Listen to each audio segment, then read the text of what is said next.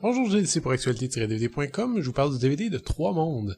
Le film de Catherine Corsini est distribué par TVA Film et met en vedette Raphaël Personnaz, Clotilde Esme et Arta Dobroshi, sorti en magasin le 2 juillet 2013.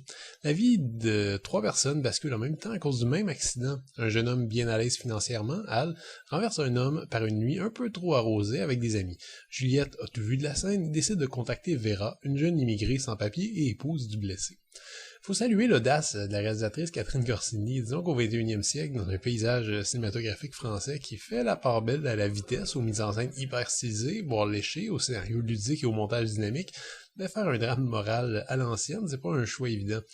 C'est quoi un drame moral? Ben, c'est pas nécessairement un film qui fait la leçon au spectateur, c'est plutôt un film qui met en scène des personnages aux prises avec des problèmes éthiques très graves, le tout devant faire réfléchir le spectateur qui se demande ce que lui-même ferait à sa place.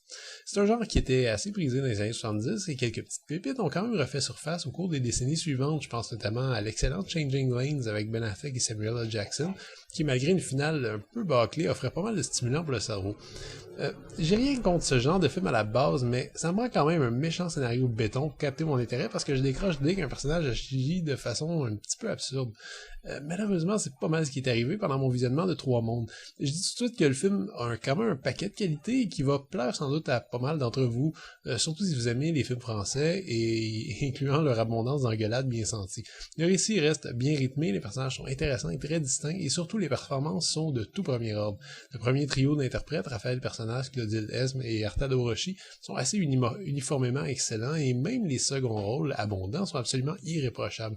Là où ça roche un peu plus, comme on dit en bon français, c'est par toutes les décisions et les choix des personnages qui sont, à moi, très épineux pour un drame moral dans lequel on est censé se mettre à la place des héros. En fait, il n'y a pas un seul des trois personnages principaux qui ne déstabilise pas au moins une fois par des agissements, des gestes et des paroles un peu plus ou moins logiques. Le pire reste celui de Hal qui prend une mauvaise décision au départ, et ce qu'on peut comprendre peut-être, mais qui par la suite continue à multiplier les erreurs ridicules et prend les décisions les plus absurdes. De même, si on peut comprendre le lien un peu forcé qui existe entre les personnages de Juliette et de Vera, j'ai quand même décroché pas mal vite quand ce lien devient un petit peu plus tordu. On comprend pas trop pourquoi Vera en demande autant à Juliette et pourquoi Juliette se sent aussi obligée de plaire à Vera. Ce sont des éléments importants quand même assez cruciaux au déroulement du récit qui restent dans l'ombre.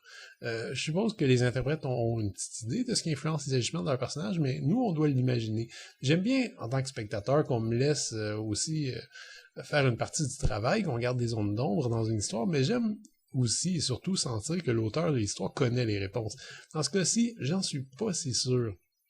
J'ai eu en fait beaucoup plus l'impression que le scénario, cousu de fil blanc, obligeait les personnages à aller dans telle direction parce que le résultat allait être plus intéressant, ce qui nuit pas mal à la crédibilité de l'ensemble. C'est un fond un peu manipulateur qui m'a déçu, d'autant plus que le montage et la mise en scène sont au contraire très naturalistes, très dépouillés et terre à terre. Reste que malgré tout, on a envie de voir comment tout ça va se terminer. Selon moi, le scénario est la grande faiblesse, mais les rebondissements sont nombreux et les personnages sont très bien joués. Ça aurait pu être quand même bien pire. Le DVD est présenté en 2,35 anamorphique avec piste audio en français 5.1 uniquement. Vous vous attendiez pas vraiment à des bonus sur ce DVD? Ben moi non plus.